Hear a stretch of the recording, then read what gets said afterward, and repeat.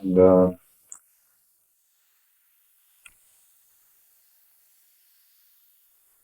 couple of things. One is my statement about my special education that I've had, particularly with being involved with young folks that took risk to be near me. I mean, that's the end result. They were near me. And the other one is sort of how I'm evolving in my thinking. I have gone through very definite periods and stages and check things out and rule things out and then so forth. To that end, I had about 7 minutes to 8. I ran upstairs knowing that I got a full, huge dresser drawer full of stuff like this. You can see it's a little old. And it all freaked me out again. I mean, I knew when I said being with young people, one thing in common, I mean, we didn't have any agreements on tons of stuff, and they didn't know where I was coming from.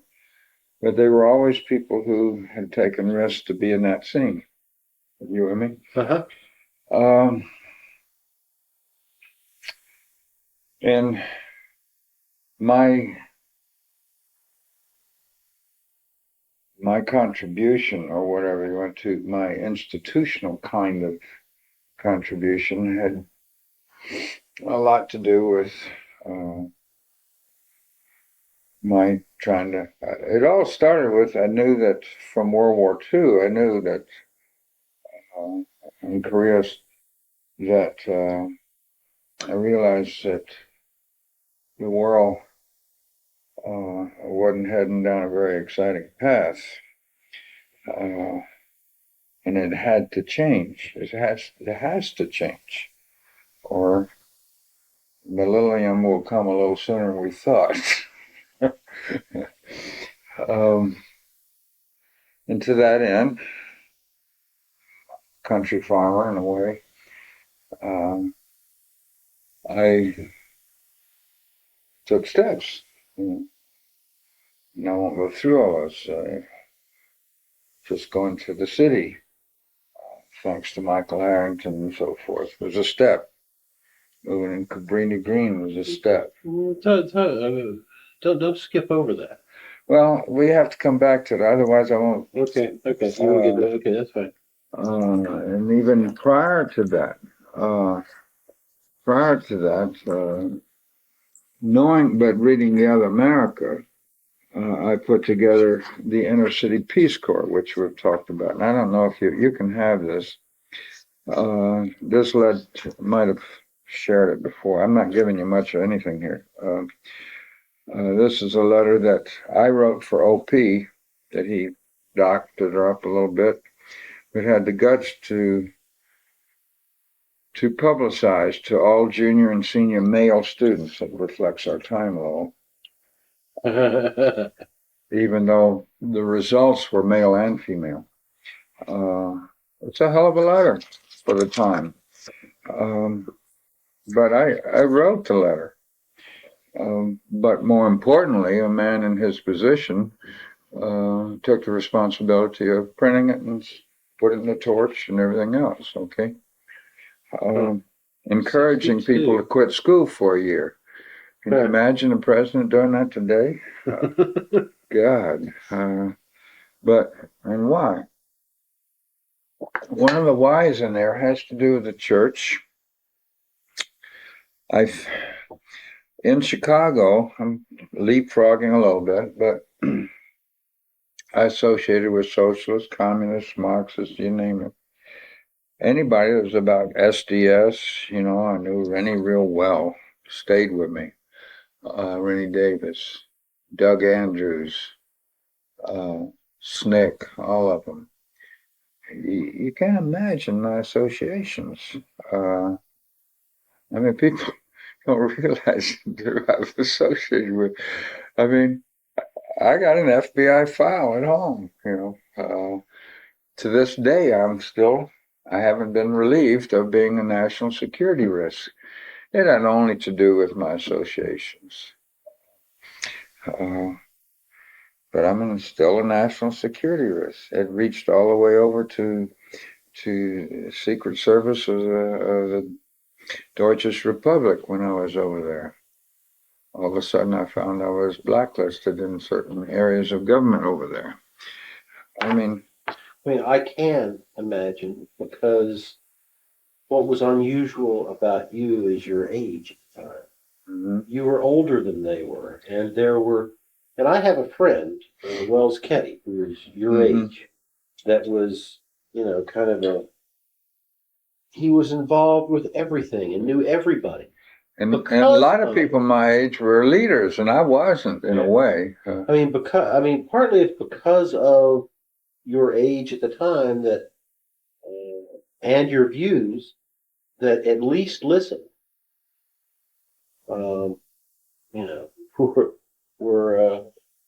I can certainly imagine how it would bring people to you. Not just age, but yeah. The war.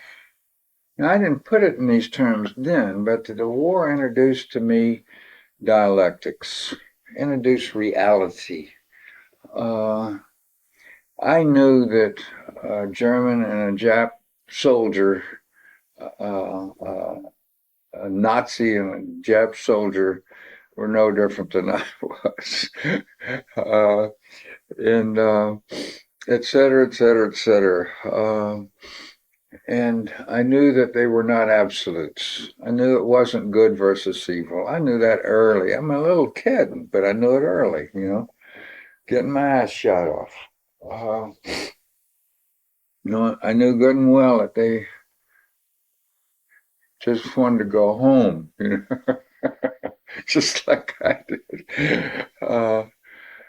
Because I'll forget it again, I had one flashing thought, and this is out of context a little bit, but my growth, I went to Germany the second time when I taught at Tübingen University and hustled my way to teach a seminar at a prestigious university in German to law school students.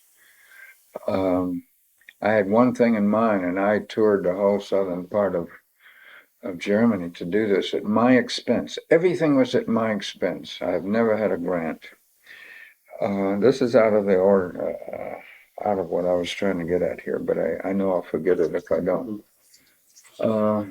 One of the major reasons, other than family, one of the major reasons was to plant the thought and works of Ellul in Germany.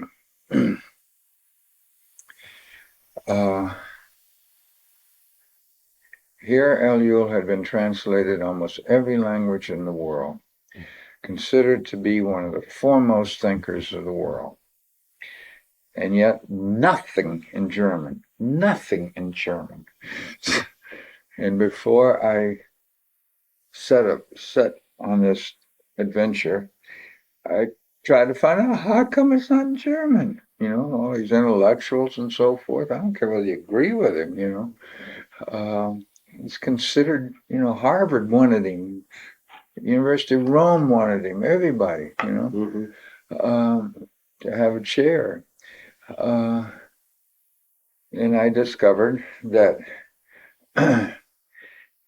Germans have nothing whatsoever to do with French philosophers and theologians, and French don't buy any German cars.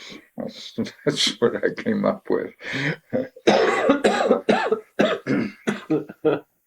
And so I had a task. This is something that nobody will ever know, but I had a task to plant Ellul in Germany, and I didn't intend to even mention this morning. I worked years for this. I had translated at my expense one whole book from French to English to German at my expense, a whole book of Ellul. I weaseled my way into two other universities, offering myself to. I got their flyers. I got their catalog where my name is in there. Everything. Okay. Mm-hmm. Teaching a technological seminar to a technological university and a theological college, in addition to Tübingen, teaching law school and a very liberal arts scene, all off Deutsch. Mm. You can't imagine the work that I had to do this. I couldn't allow myself one word of English. I couldn't listen to one word of armed forces radio, anything. Uh, and I had to each day before the class, each period before the class, each several days, I had to walk in the countryside for 20, 30, 40 miles, practicing my lecture in German. um, the result of all this and more, I had to rethink the other day. What did I accomplish? I mean, I got a book publisher. I did plan it. Book publisher in Heidelberg, a fly-by-night book publisher. I spent time with a radical peace movement because the second in command husband was a linguist, etc., etc. Anyhow, long stories. Met in Stuttgart many, many times to get to this Heidelberg publisher, etc., etc., etc. Offered him the free manuscript, no strings attached. Uh, in one book did get published in Germany because of all this on a fly-by-night press, you know. Mm-hmm. What was it? What was this book? Subversion of Christianity. Mm-hmm. Now, even the translation to get it, to translate a whole book, I remember when you were hiring students here I was hiring everybody, to translate. pros, everybody. And then I had to finish up half the book over there. I hired people over there, all at my expense. With all this effort I mean, I taught at a gymnasium. I was there to give a lecture early in the morning to the assembly in German. And they were so intrigued that this is unheard of, George. You got to believe this really happens. Here's a whole high school, okay? And semi-college. It's like the first 2 years. They were so intrigued at this 8:30 in the morning assembly and lecture, they asked me if I could stay longer. The whole school shut down for the whole day. The whole fucking day. I mean, talk about getting out of your own country. One place you're an FBI national security risk. In the other place, they closed the school down to hear you talk. They might have been two things were on my side. They probably didn't want to go to class, and secondly, were probably interested in listening to my German. Aside from that, some of them might have had some other reasons. Well, but that is unusual. It's fantastic. It's fantastic. And then I got to a woman Lutheran pastor, the first one in all of Bavaria. And I just went to her installation service and just introduced myself and just said, I'm really excited about this and stuff like that. And we got to know each other. And the next thing I know, I'm talking to her congregation. Now,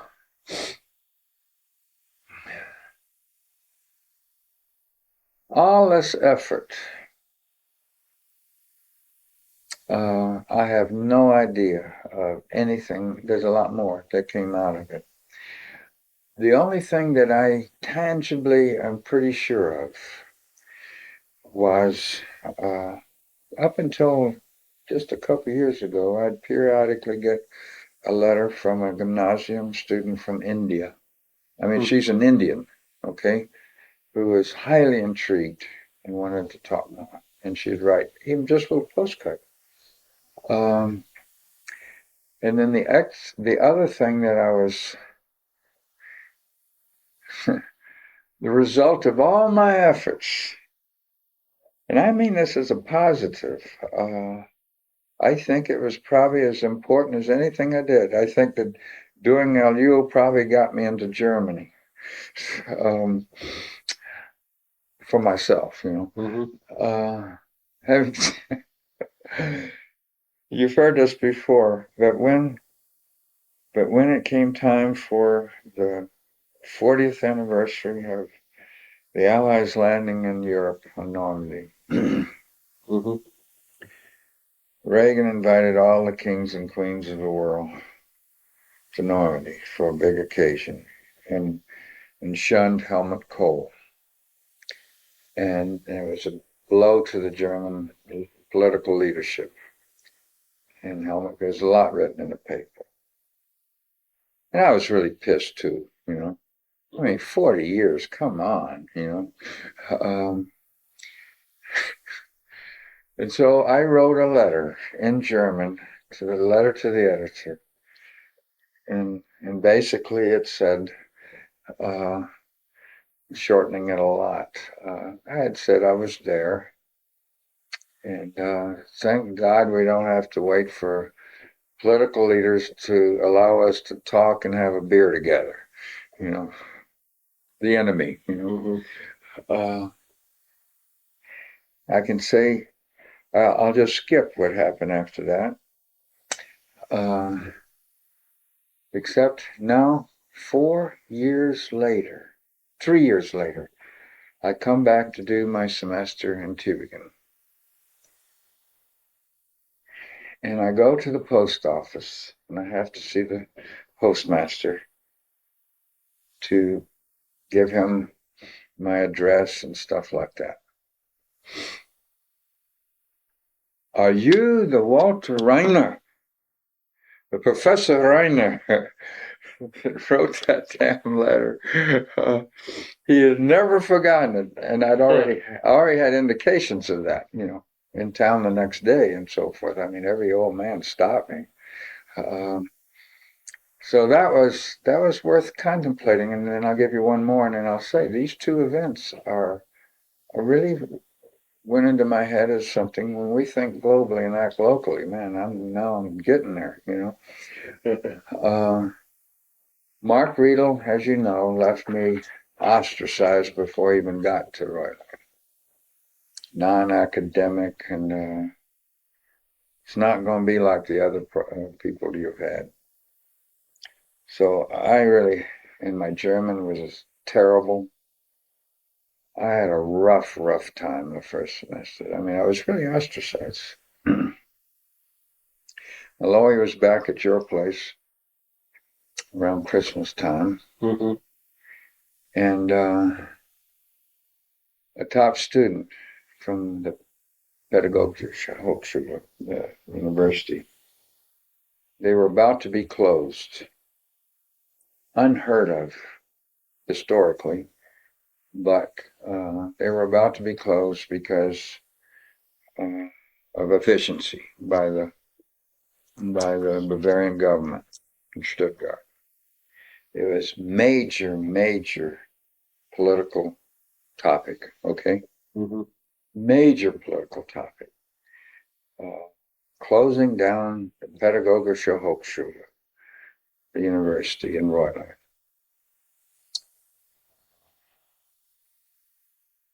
And the student said, we're going to have a rally in town next week at night, candlelight. And would I say a few words, along with many others, okay? Mm-hmm.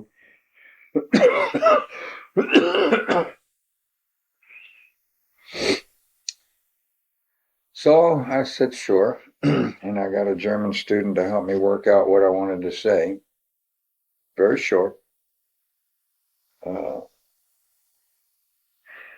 3/4 of a page typed, okay, Mm-hmm. in German, which they didn't even know I could speak German. I was an ugly American.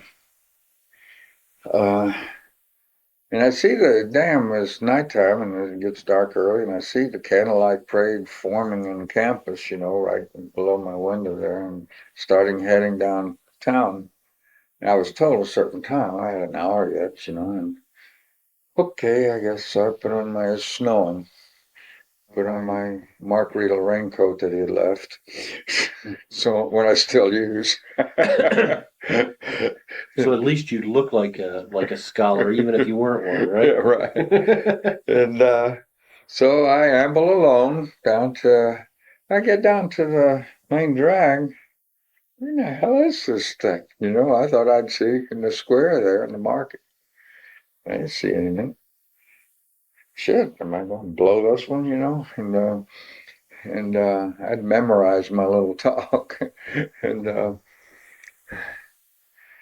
so I asked a policeman, I guess it was, is there a rally for the pedagogical jokes? Oh, yeah. Oh, yeah. It's at the big, I don't even remember what they call it, but big arc, in town, the big field house. Okay. Glad it's indoors at least. Candlelight, I didn't understand.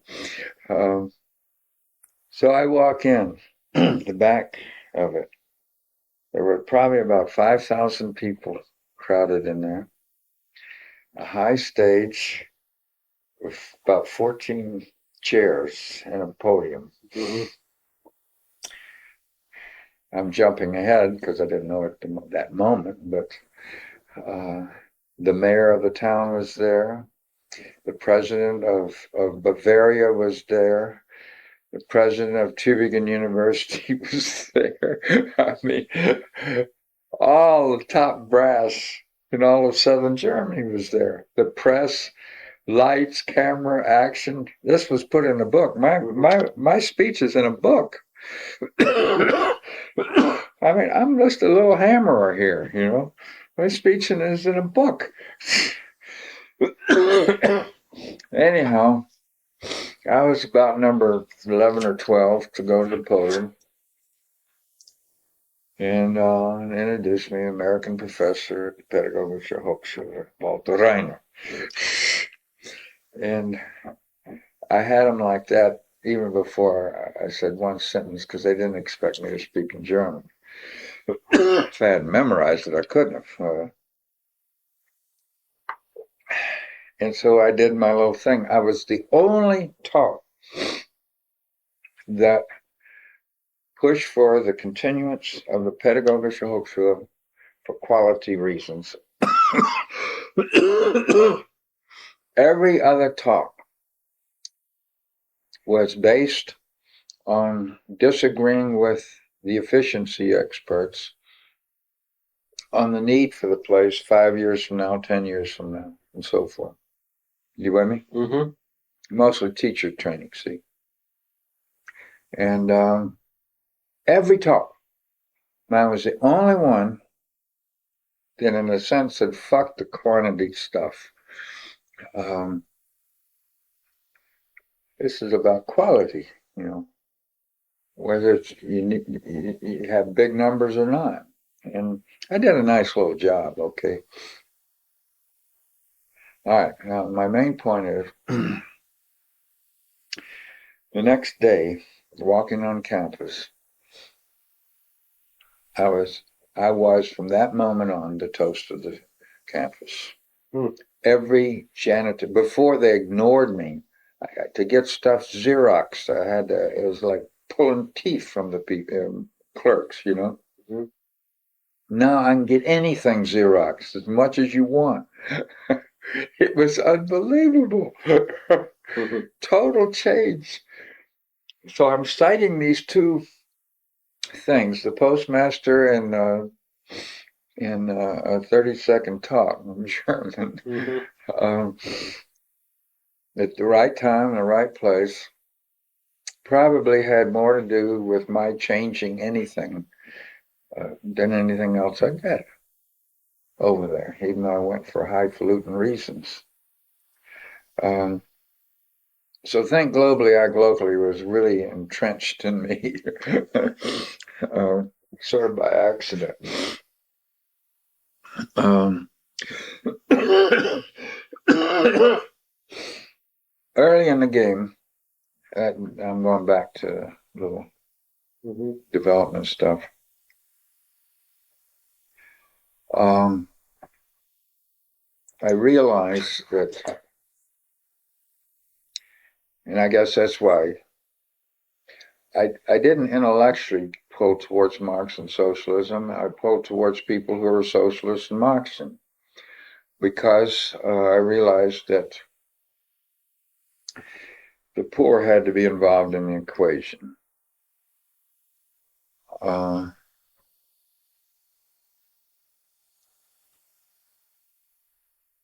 Parallel with my slowly discovering that economically poor is not necessarily what Marx was talking about. He was talking about the uprooted proletariat, the worker. And I had to think that a lot, especially in a world in which the worker was becoming bourgeoisie so fast it wasn't even funny, you know? What are we talking about? And then the role that Mao and the Red Book had in Chicago got to me. Everywhere I went, the Black Panther Party, which I was playing games with like crazy. And I began to decide, no, I have to start really thinking which one of these really is for change. Is it youth below 30? Is that the change agent? You know, are they the ones that for change? I rule that out pretty fast. And the whole Maoism and the whole thing there, I'm going kind of fast on purpose here. The Black Panther Party, socialists, communists. I did a fair amount of reading and live checking with real folks, you know. My God, if this is going to change things, we ain't going to make it. And then I began to think that that everything that the church says and that I've read is probably the only way that the change can have the strength to do it, you know. And of course, as I looked around, I didn't see any examples anywhere of the church being a leaven in the lump. You follow me? But I still thought that that's where I need to put my efforts. It's sort of a flow. You know? And so I grabbed this. This I'll let you, if you haven't seen, I'll let you look at. I don't want to let anything else go. I just grabbed a couple of folders. I didn't have anything to do with a single word in here, except I made it all happen. Is this the conference that we talked about before? And there were subsequent conferences, okay, that involved older folks, which follows the same reasoning that I've been talking about. This was for young adults, but in no way was that to be the end thing. Good stuff in here on war, race, and the third. Let's see, on war and race. That's the two big ones. good stuff in there. All by young people, but it's not restricted in a sense. Some of the talks given in the plenary sessions and so forth were by John Fry and different older people. Well, this is a pretty fancy publication for the time. When you consider no institution sponsored this. Yeah, I'm just saying. I mean, this is. No, I mean, I'm putting the two together. What you just said. Yeah, this is this is a whole lot more sophisticated than most of the things that were being put out in 1967. Yeah, and I want to repeat again, it didn't have the Black Panther Party even, it didn't have any party. It was a steering committee of 3 Prince of Peace volunteers. And I'm the ad hoc advisor or something like that. I did have, as I told you before, I think I'm responsible for the word Lutheran.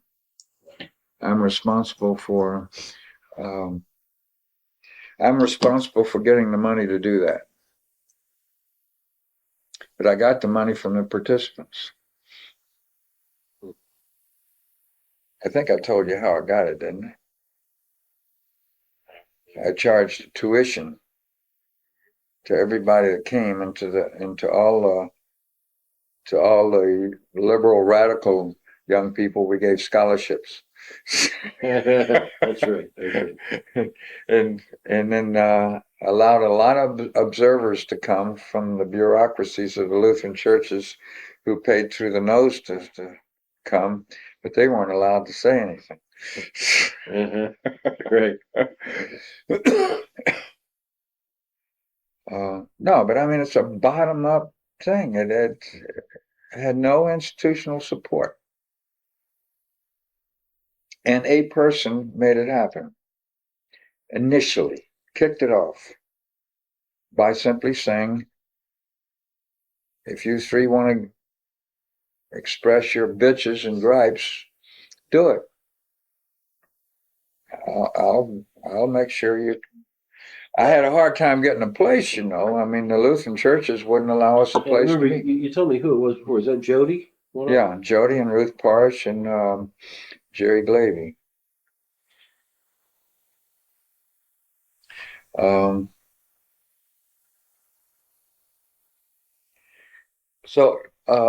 No, I knew almost everybody that came in time. I did, if I didn't before. All these folks are young people, much younger than I was, who already had taken risk in their lives. You know what I mean? Mm-hmm. Just in dropping out of school, you take a risk. And so, in terms of my development, I'm always with these folks who are looking for meaning and taking risks to either put into practice whatever they think or whatever. You know what I mean? Mm-hmm. Stop and think. If you have that every year, every day, as your associations, you're forced to think. And, I really felt like I keep saying country farmer. I mean, some of these young guys and gals were so far ahead of me in terms of Marx and socialism and activity on campuses and so forth. And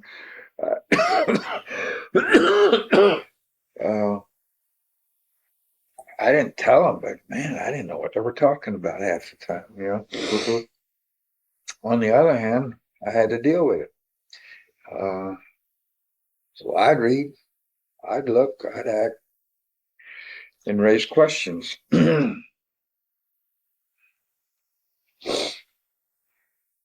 But it all happened. I gave you that letter from OP because that's where all volunteer college student things started. Prince of Peace started from that. Everything started from that. And that too was 10 students and myself who let's go for it. Then I just grabbed a couple of folders. It's loaded with letters.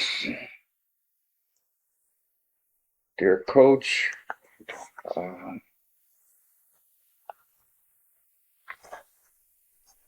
from all over the world. And that culminated in that book, in a sense, that I told you about. Which one? The one? I'll let you taste mine. Yeah, the one you gave to Annie. Huh? The one you gave to Annie. Oh, I gave one to Annie. And I just saw this thing.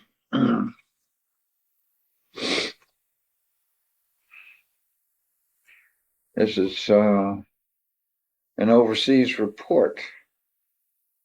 My God, I forget all this stuff. You know, I had 20 people all over Hokkaido and Sapporo and Japan as a team member. You know, I had them in Philippines. I had them in Nigeria. I had them in South America. I had them in Venezuela. I had them in Lebanon. I had them in New Guinea. I had them in Guatemala. I had them in Mexico. See, the reason I have to be reminded of it is I had a rule of thumb in my head. I'm dying to do it, but I'm not going to use the budget for junkets. Because I had a rule of thumb. Once you go through the 3 months training or whatever it was,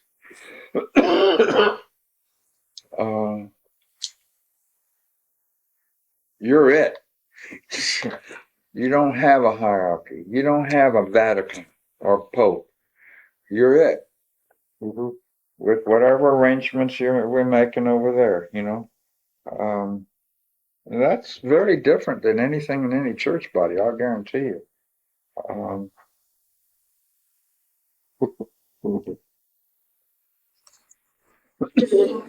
Very different than the Peace Corps today. Yeah.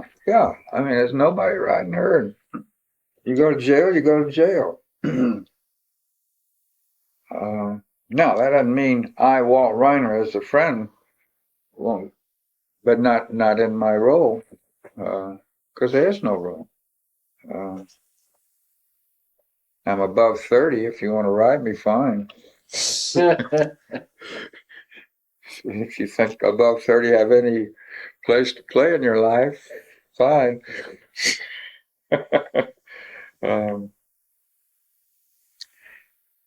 This was a typical week of training.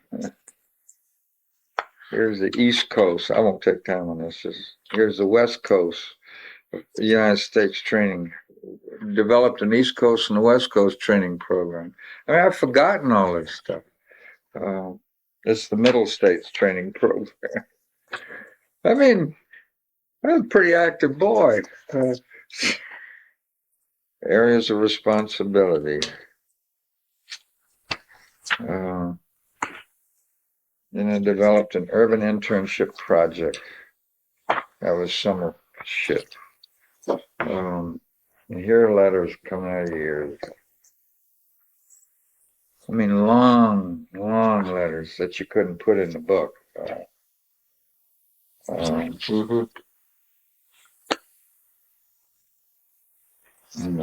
see.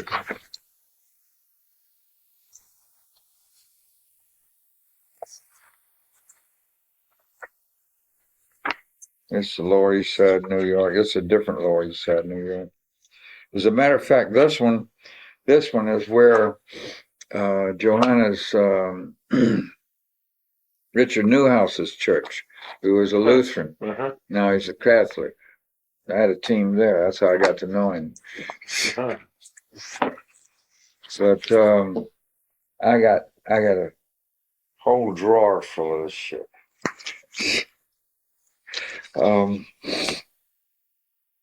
So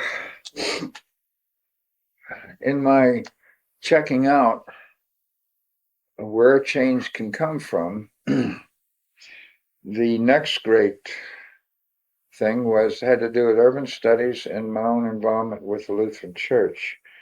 And that's when I discovered politics is an illusion. I saw our urban studies program close down all normal activities in order to go against Richard Daley as mayor. And I won't go in the thought process other than I discovered that what a fucking waste of time.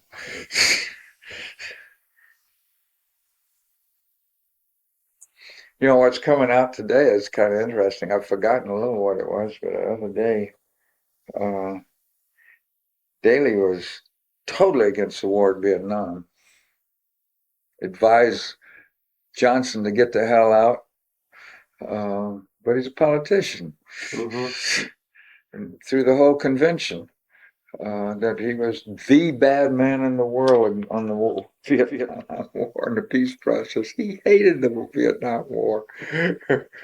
Well, somehow or another, I didn't know that, but somehow or another, I knew that I was finding out that when you're in that position, you can't change anything, you know. And then when I got my heresy trial and go up against a moderate administration and bishop who absolutely as absurd as anything I'd ever seen. And I experienced a year in which it almost could have destroyed my family. A church administration. I now knew that politics is a bunch of bullshit. And I knew that the president and the bishop didn't want to do this to me any more than Daley did, you know. Mm-hmm. But he scared shitless of the far right, scared shitless of the Birch Society and the church, etc., etc., etc. And also protected sovereignty. So that was a major thing to discover for a young man who didn't know too much. To discover that Mao's not where it's at. State capitalism a la Stalinism is not where it's at. Black power is not where it's at. I rebuilt the Black Panther Party headquarters twice. That ain't where it's at. Institutional church, if it did what it said it did, it would be where it's at, but it ain't doing what it said it did. And hierarchy in anything is not where it's at. I mean, all these things in the German experience, all these things have led me to still knowing that we got to change the world or we're in our grandkids ain't, or maybe we won't make it, I don't know. To be human means to change it. And I don't have a great handle on it other than it's bottom up and relationships. That's all I can say so far. And I have learned that through experience. Everything I say has been experienced. Everything. I don't say anything that hadn't been experienced. So I when I speak, in a sense, some people call it arrogant, and I don't know. I'm just speaking with authority. I know what I know. I mean, if I've seen it, until you show me and let me see it differently, till you show me a church organization administration that's ready for change, I'm going with what I've seen. I'm open. Most people don't see what they look at. Oh, I think you're right. They see what, I mean, they see the image that they're supposed to see. Sure, and it's whether it's the Chamber of Commerce or a corporation, absolutely or something else. Is it we see the illusion that and the reward of doing it that way is great. The reward of doing it that way is great. And it's funny how it is easier to fool yourself into seeing the illusion. And it's hard to sit down and really think about what it is you're looking at. Oh, I couldn't agree with you more. Couldn't agree with you more. And that's what change is up against. And as we've said before, what you're talking about is much more seducing than it used to be.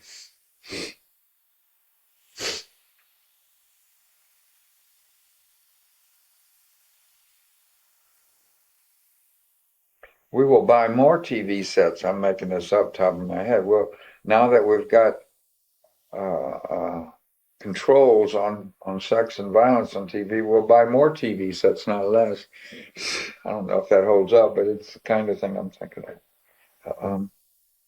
We don't question the role of TV in our lives, you know, and we just question whether we can control it.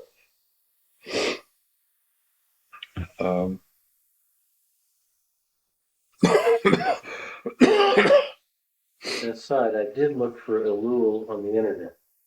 Yeah.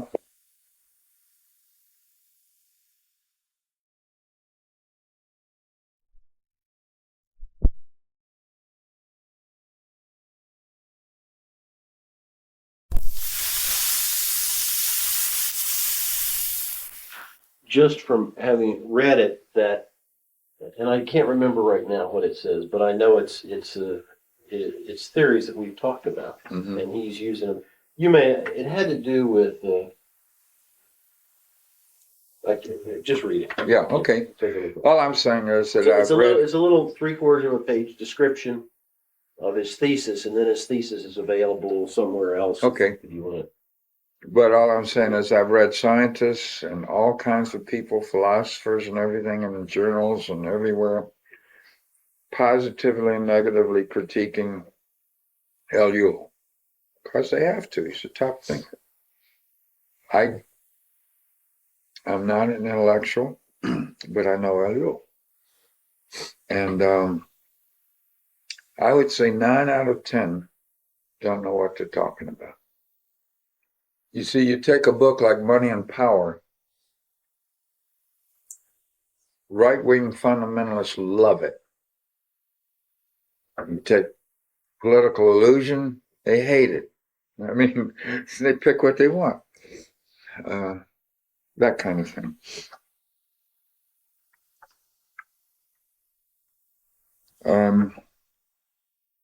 I think one I didn't mention in there enough that was part of my discovery that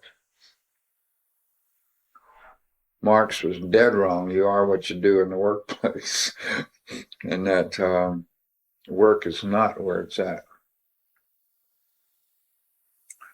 today.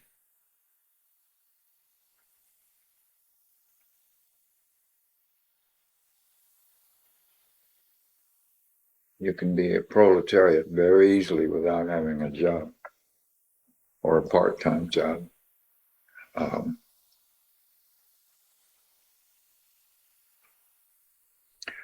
Or you can be a proletariat and own the company. Because that was a major discovery for me, that that separated me from the left. The left identifies the poor economically, period. Absolutely, period. Which is not what Marx was saying in the first place. That's why he didn't choose the peasants.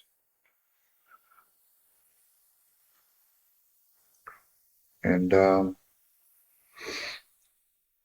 by doing that, that eliminates dialectics. I mean,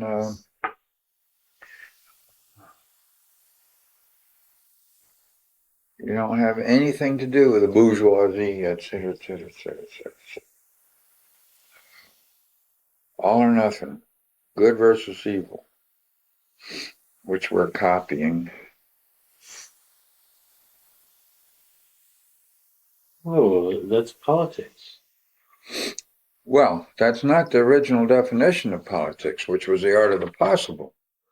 politics today is good versus evil, which is makes it an illusion. It's not. It's not politics.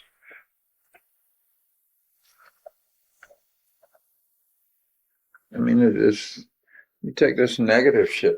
That was interesting. The front page of the Tribune this morning. They put for every candidate the 30-second bite. Yeah. And every one, it's a lie. And every one, it's not true. It's not a fact. It's a lie.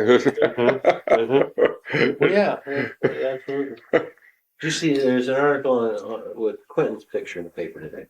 Did you see that one? Yeah. I didn't read it. Well, his was the bottom one. I mean, he was lying too. I can't remember what it was. They didn't eliminate every one of them.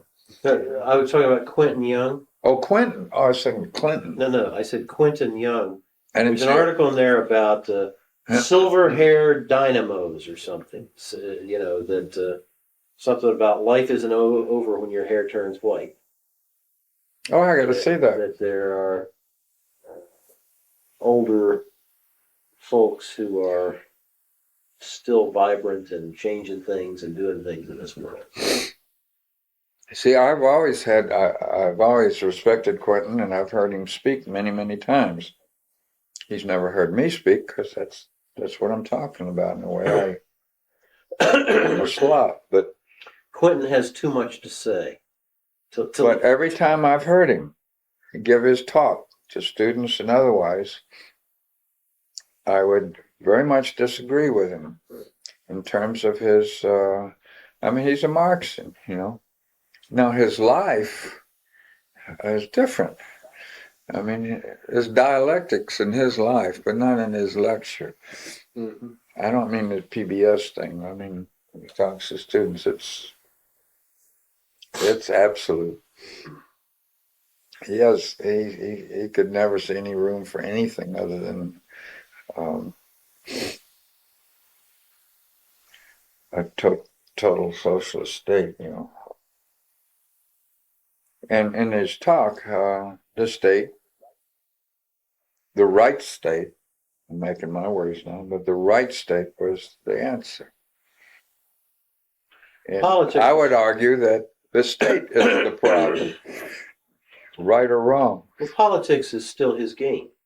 That's what I mean. That's exactly what I mean. He's still talking about, as and I'm not saying that we need to ignore it, but can't ignore it, right? He's still talking about. Every once in a while I'll get on the phone with him. He usually talks to Patty, but well, you're going to run for Congress. You're going to run for this. I said, no, that's ridiculous. It's a waste of time. That rubs him. Well, we got to do this. Well, he understands. I think he's not stupid. He understands it. But for him, the fight is always, we got to get so and so elected. Right. That's exactly as if. That's what I mean by the daily thing that I discovered, or the Paul Wellstone. And I'm not saying that we don't need to get people elected. We may have some differences, you and I, on that, but I don't fool myself into thinking that that's going to change things. Yeah, no, that's all I'm talking about. It may make the system work a little better for some people.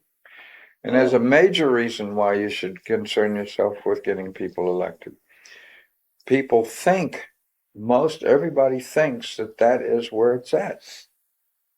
That change can only come from politics. And even those that criticize government and everything else, when push comes, that's their only ballpark. Therefore, how do you change that kind of thinking other than being involved with it and having a sense of humor about it? Paul Wellstone, that meeting that I had with him, now he's running $1 trillion business, and he said, "Walt, I thought you were full of shit all these years, but you're absolutely right. Mm-hmm. Politics can't do a damn thing. The presidency is run by multinationals. Period. Absolutely. I looked at little local races. I got involved with Marion Balanoff, and as soon as she got elected, her first actions, and this is a woman who, if she wasn't herself, she married a known communist, a family that ran the Communist Party. I mean, these are people who have been through every imaginable battle socially in the last 50 years in this country. From the grandfather to the father to the sons, all progressive people. Her first action when she got elected was to step to the right and then dash to the right.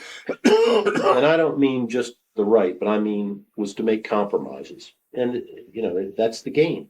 Mm-hmm. Get elected and make compromises so you can get reelected. Absolutely. That's politics today. And to have somebody who gets elected and then does what they said they were going to do, even though it's unpopular. Forget it. Now, it's too important. It's too important to not get reelected. Is the thought. Too many people have invested too much time and money and energy in this campaign. I'm here now. I need to stay here and do what little good I can do, which is worth doing. It's the art of. There is an art to compromise and moving things ahead, but it's rarely based on principle. I agree. But what now changing the subject just a wee bit. Where I'm at today, right or wrong, is probably symbolized as much as anything. I've had heavy experiences with Project Neighbors by the two houses that we just bought and who's going to be in. In both cases, particularly Guatemalans right now, it's a little more extreme in a way. But in either case, but I'll just take that one for the moment. Out of necessity, important word, for survival. There are 3 different doctors involved. No Medicare, no insurance, no Hilltop. 3 different doctors involved. There are only 2 people that are really out front, and that's Kathy and Walt. And each have an area of responsibility, and we communicate to each other. But there's Project Neighbors board people making banking possible, mortgages possible, legal stuff possible. There's a president of alumni board of a fraternity who's I hope he doesn't see the appraisal. The bank doesn't show the appraisals, do they? No. Hope he doesn't see it because he's going to flip. Because I know it's going to be appraised for twice as much. It's what we're paying for. But he knows he knows a little of that. But he wants this family to have it, okay? He wants us to have it. Stay with me. What I'm saying is, and on Kathy's end, she's got different folks from different agencies working on this thing. We've been involved with translators. We've been involved with syphilis. We've been involved with TB.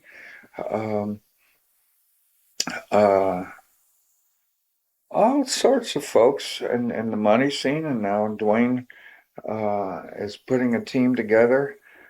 Their primary interest is 3 years of subsidizing the mortgage payments, in part. Dwayne Mueller. Yeah. And subsidizing the mortgage. They'll involve another 10 people, What I'm trying to say is, I'm trying to figure this out. Each of these families already have 30, 40, 20 to 30, I don't know, fairly important in terms of making a decent life for children from that transcend ages, transcend color, transcend language, transcend gender, just transcend everything, and certainly transcend denominational churches, and to some degree transcend church in the world. You know, I mean, they're not just church people, okay? Mm-hmm. Not too many of those, but no, I have to think, what in the hell's going on here? This is real way, this is a way a community ought to, and they're not doing the American style at all. They're all given with no strings attached. I mean, that is clear. They're given no strings attached. They're not making a living on it. They're not getting PR out of it. Nothing. No strings attached. This is not the American way. And yet, this has as much to do with change as, and the third world is involved in all cases. The third world to me is the catalyst. Without it, I don't think this activity would take place. Okay?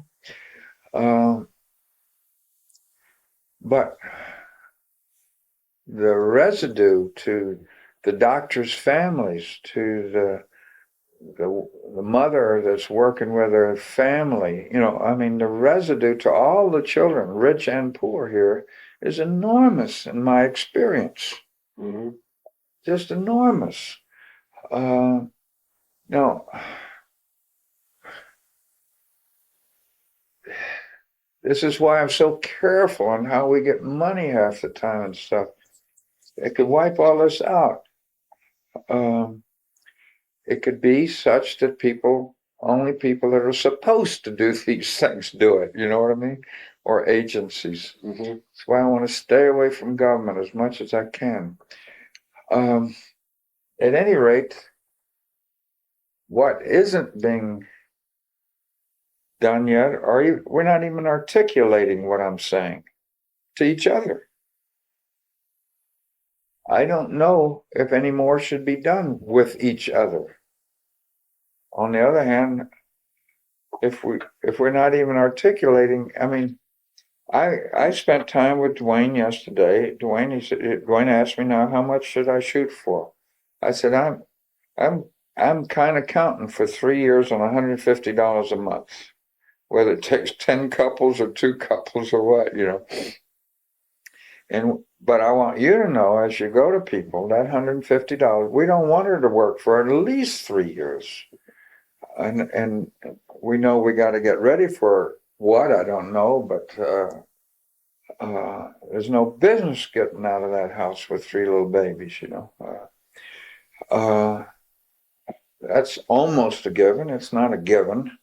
But I said, I want you to know and your people to know that you're involved in a much bigger effort. That 150 is going to make it very close, extremely possible for us to make the mortgage payments each month.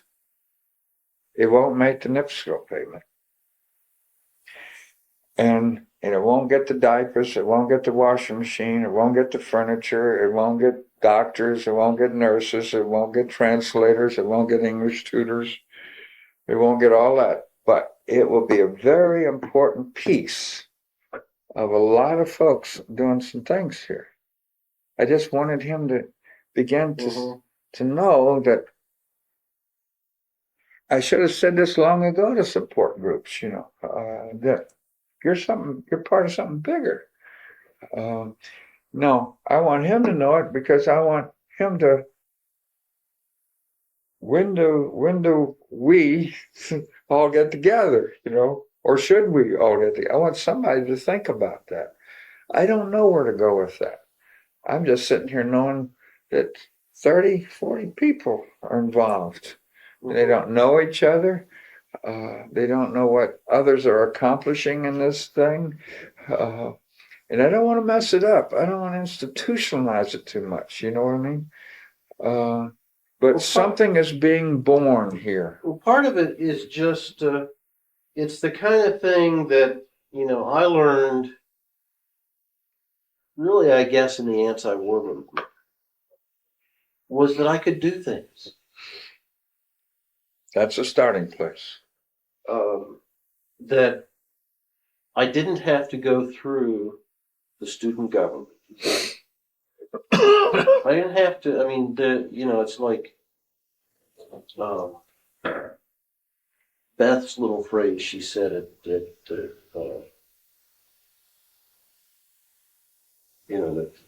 event we put on where she spoke about you and Ross. There are no rules. There are no roles. Something like that. No rule but one, and that's the law. And you learn sometime, and I think that's it's kind of the message. When people come to Project Neighbors and say, "Here's something for you to do," and our response is, "Well, gee, we're kind of busy. We'll help you do it." Is to enable people like Dwayne to figure he can do some things that are outside of his role. And I agree. It's hard to those of us who are kind of organization people are driven to institutionalize stuff. Well, how do we recreate this? How do we Package it, package it? sell it, call it revolution. Yeah. I think I gotta go soon, but I think one of the things that I don't want to lose right now, this moment I'm thinking this, is that I would love, this is my self-interest, I would love for folks to come together and know and hear me say what we're up against in the big picture. That's bullshit in terms of getting anywhere with folks. I've discovered that and experienced that. But maybe the way to do that is somehow or another, individually, collectively, I don't know. I'd like to hear you. I'd like to hear Paul. I'd like to hear Dwayne. I'd like to hear Kathy. I'd like to hear doctor, nurse, as you do your un-American thing. It's un-American. I'm not sure we have to give them that, but No, I was just going to say, I'd like to figure out another word for it, but it is not standard behavior. People do not give to strangers their time and energy and money away from their family and kids and budget and security with no strings attached. That is not, it's not recommended by anybody, including churches. Yeah, but I think that we don't have to say it's not the American way. It's not what's been packaged as the American way. But I think there's been an awful lot of it in our country over a long period of time. Every day that goes by, it becomes more and more foreign. Yeah, but I don't think that we need to assume that it doesn't have deep roots in. That was just a quick phrase for me. I'm trying to say that I'd like to have a word for it. Well, I don't think anywhere it's standard behavior. I think it's, if I were to put it in theological terms, that's the difference between the church and the world. It's the difference between big is beautiful in the world and small is beautiful in the church. I mean, it's night and day. Turn the other cheek. That's not our society. Well, there's a book review in the book section of the Tribune today about a black author, Patriot, and but he's not a guy who's easily categorized. Apparently, he'd be against Black History Month. It's just, but the reasons are not the reasons that the right wing might be against it. Just say, just open your eyes. Blacks have always been at the core of things going on in America, from language to music to whatever, and we don't have to separate it out. That was my only thing, but I agree with you. It's No, how it's said, I don't know, but what I'm really leading up to say is, and that's my thought for the morning almost, is that somehow or another, I would like to hear from a doctor, from a nurse, as they do this most unusual thing. How do you say this unusual thing? I don't know, but it is unusual. How do they do that? What are they running up against? What are good or bad? I mean, how has it been received? You follow me? What I'm trying to say? As you give your time freely, no strings attached to strange Guatemalans or blacks or something. How is it received? How do you talk to your neighbor? Can you share it with your neighbors? I mean, is it a problem? What is it? If not, I mean, or is it something that your neighbors love to hear? I don't know. Begin to get each person in their particular domain. I mean, you as a lawyer. I went last week over across the hall here to Chicago Title, and I said, I called up and I said, I need to order title insurance, but I want to talk to you about a project that we're doing. We got, and I described the families, and I said, we're doing this, and a little bit of history and whatnot, and I'd like you to participate in this. And I just talked to the two people I know there. And I said, I come here because you're in my building. I'll use you for a lot of stuff. And I don't ask you for favors. I'm not asking you for a favor now. I'm asking you if you want to participate in this community project. Oh, yes. Our company likes to do that. But really, they're saying we like to do that. And, they gave us the title insurance at 25% off for the other side of this deal and 50% off for our side of the deal. Yeah, this is saved us a few bucks, and it's I always think of it as I mean, in some ways, the givers, we provide an opportunity for them to do something that they want to do. I guess that's on the one hand. Yeah, I don't disagree with you, and I think it is out there. I also know that $600 can rent a decent apartment in this town. If you're not a risk. If you're a risk, you ain't getting shit. Yeah. There's nobody out there that's going to take a risk on the families that we're dealing with. Except, I find Except Roy. Huh? Except Roy.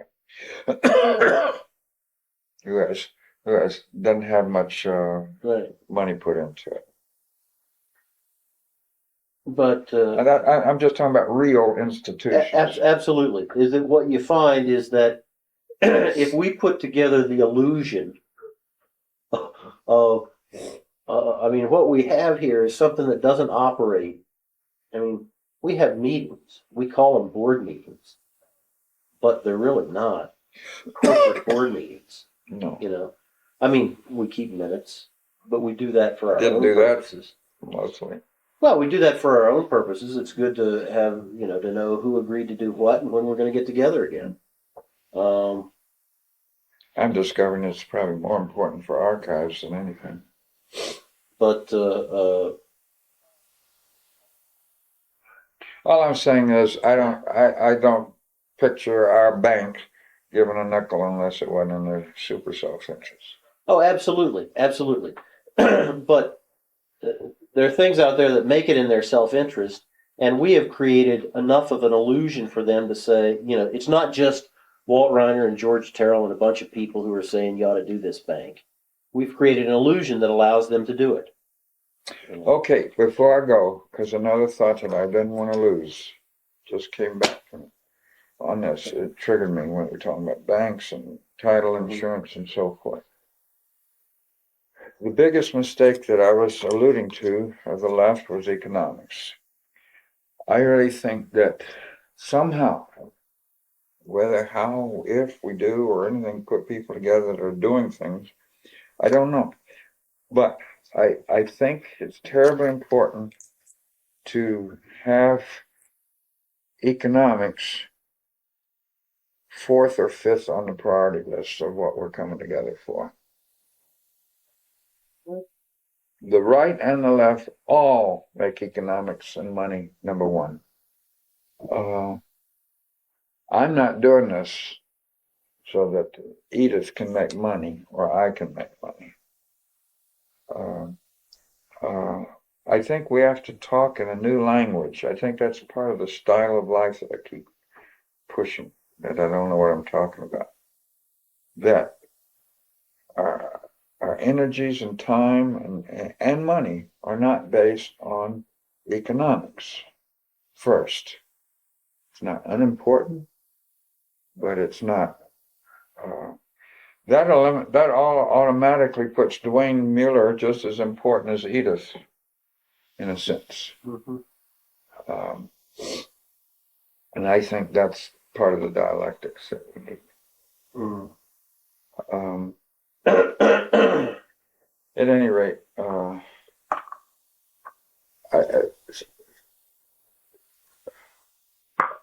I'm trying to say this morning is I've been in I've experienced one hell of a lot of things globally, Mm-hmm.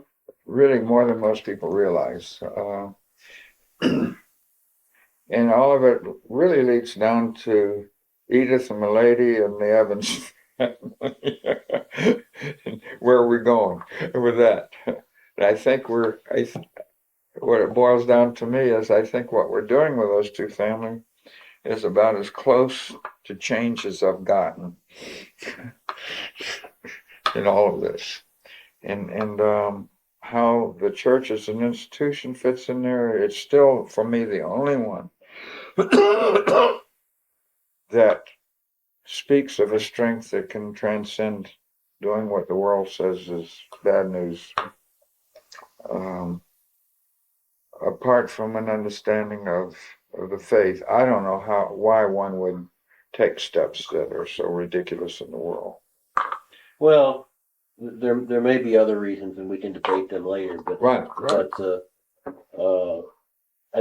in the sense that the driving philosophy behind the institutional church is one that would allow you to think in these ways if taken seriously. Yeah, Marx. I like Marx and Mao because of the poor. I like the church because of the poor. I like Islam because of the poor. I was going somewhere else with it. What I was going to say is that if you're a company, if you're a government, if you're a politician, your theories don't allow you to even think in these terms because a corporation is there to make money, and they stated, and that's their stated reason. And the government there is there to run society in a certain kind of way, and to and you can almost say to help us be number one and raise our standard of living. This is what government's there for. If you didn't do that, you wouldn't get elected. Yeah. If you weren't about those two things, you wouldn't be elected. And I don't think that that's necessarily what the government has to be about. But that's another debate. I agree with you on one hand. But I do want to throw this in, that we're now in a global society and government is totalitarian. And so I don't disagree. How can I disagree with that? Well, I just said that we don't have to. We are not required as human beings to organize ourselves in that manner. No, but if you lived in Nazi Germany, in a totalitarian narrow scene, if you lived there, the real world calls for not philosophizing about we don't have to live in this. Yes, you do. No, I know. I'm just saying that you said the art of the possible. I said gone. Well, it may be, but I'm just saying if you believe what what I think we're talking about here is that we don't have to be bound by those rules. We need to find a way not to be bound by those rules. Oh yeah, but we have to recognize that we're going against the grain. Yeah. Of society, not the government, society. Mm-hmm. And that's my one concrete thing is that when we come together, let's put economics fourth or fifth on the agenda. And, that's hard for any of us. Although you're about making money. Paul is about making money. It's his livelihood. Mm-hmm. Time and money go together. And here I'm suggesting we talk about something that's, Paul likes saying boom, boom, boom, boom. Well, I'm talking about things that are not that. They're more like boom, boom. That's going to be hard. But there'll be some tensions. We're in different stages in our lives too. Sure. Okay, tell me, I know that one. There are times in my life in the past, and I suppose in the future, where how much money I was going to make out of it was it was ludicrous. Even you wouldn't have even thought about it or asked about it. You had another ideology. You had another ideology. Well, it was just. It was irrelevant. It didn't mean anything to me. Money. Money. But work did. Maybe. I'm just saying that there were different things that drove me. The worker. The working class. It's never been quite that simplistic, but Okay. I have, I never joined the Communist Party because I didn't buy it. I never joined a lot of things because I didn't buy it. There have always been some things that drove me to think a little differently about things. And your tradition, particularly your family and everything else, had a lot to do with that. Though I participated in a lot of that stuff, and led some of it, and I tried on different ideologies for a long time. But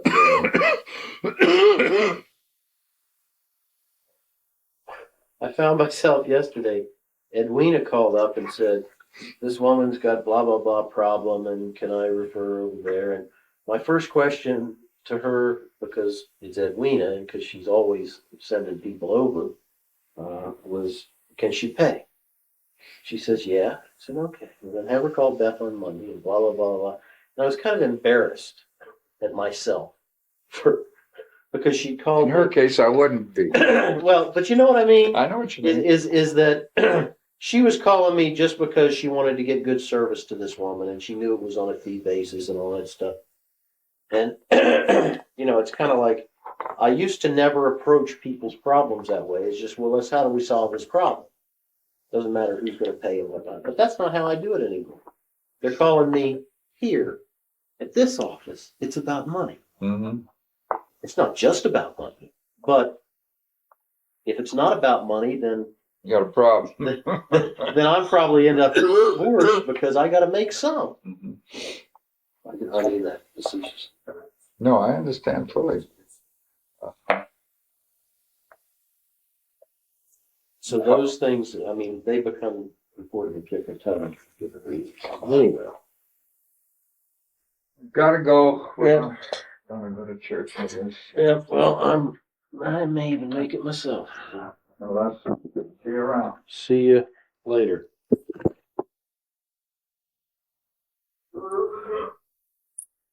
You don't sound good.